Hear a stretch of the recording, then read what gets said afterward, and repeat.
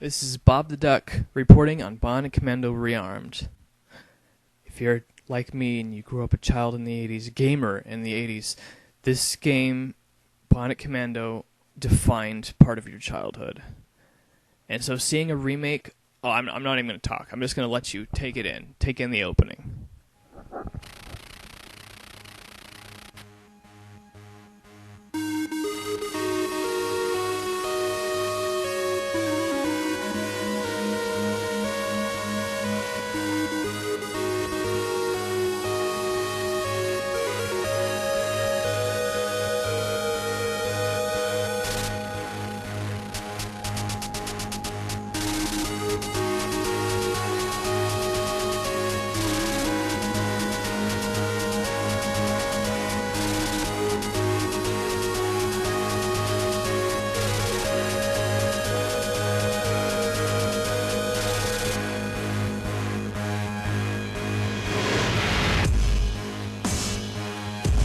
Dude, that opening brings back so many memories, and the way they did it, I love it. I'm gonna talk about things that they changed mostly, rather than things that they kept the same. Of course, they kept a lot of things the same. The maps are about 95% the same from the old game. The progression's about that too. Although in the old game, you could know which levels to go to. Oh, characters. They added some new characters to this, and new characters means new dialogue and a little bit of new story. They also added tutorials like this. In addition to the tutorials, the same sort of VR thing, they made challenge rooms so that you could test yourself and, do online rankings for how fast you could get through this stuff. And this isn't a challenge room, this is still a tutorial, which means that the tutorials actually cover pretty advanced stuff eventually, which is really nice. Especially if you haven't played this for a while, and especially if you're used to the old mechanics and this mechanics are new. A little bit. Like, just enough that it'll screw you up. And as you see there, he got an upgrade for his weapon. All the weapons have upgrades in this game. And instead of choosing your weapon when you go into a level, you just automatically have every weapon hot switch between them. Which, better for worse, take the lead or whatever. It's the way this game is.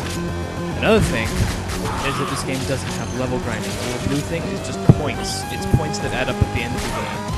And it has nothing to do with increasing your level. The only way you can increase your level is by beating levels, which means that you can't level grind to make yourself stronger, meaning this game is about 100 times harder than the original because you can't level grind and get more energy that way. Another nice addition, however, is this thing. It's a little hacking game when you're trying to wiretap.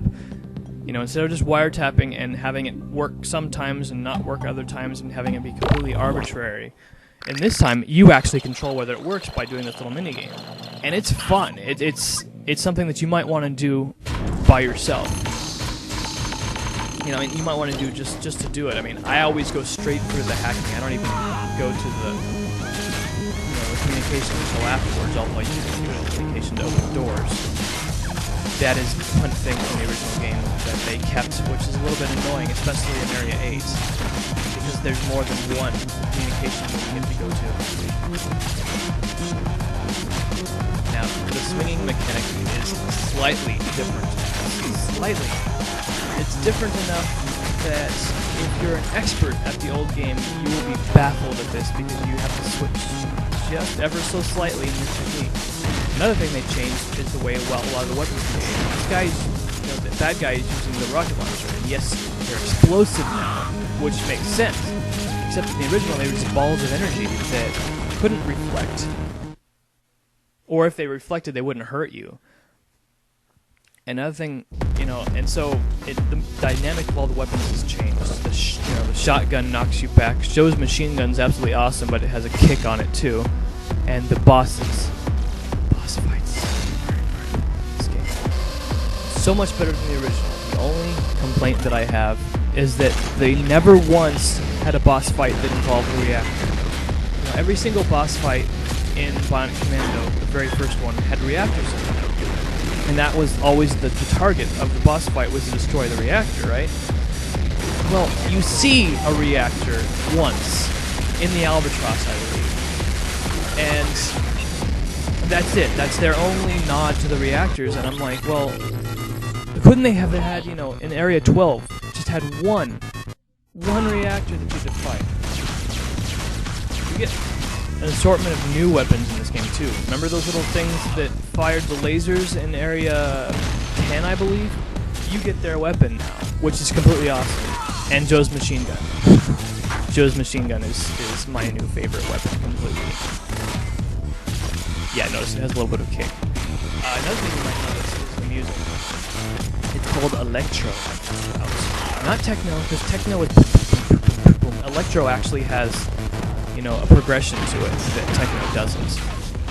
And, some of the music is okay, but, to be honest, I'd rather hear the original music.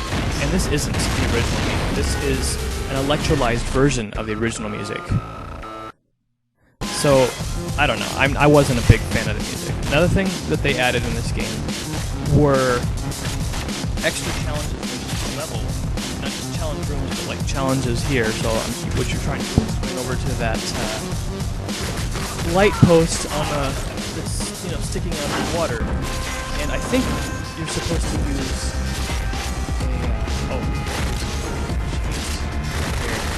they replaced all the giants and midgets in the levels of the game with robots, and they replaced the man-eating Venus flytrap with a bear trap that only takes a little bit of energy out of you, and got rid of the butterflies and spiders.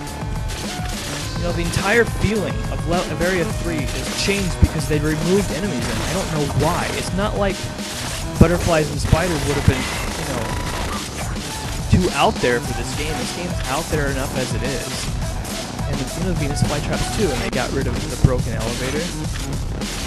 But overall, this game was worth it. This game was absolutely incredible, and I think everyone, especially if you grew up in my time, and even if you didn't, if you just want to experience a little bit of what I had when I was younger, you should get this game.